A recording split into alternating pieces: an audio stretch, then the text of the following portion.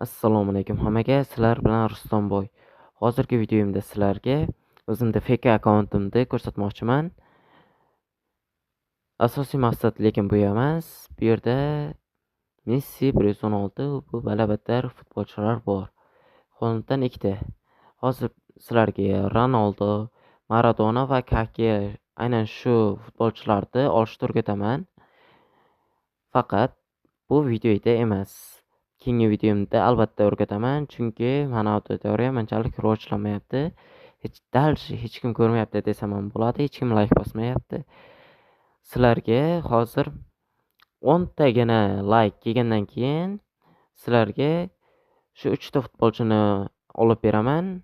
Albatta 200 tagina olmosga bu degani tekin degani hisobi.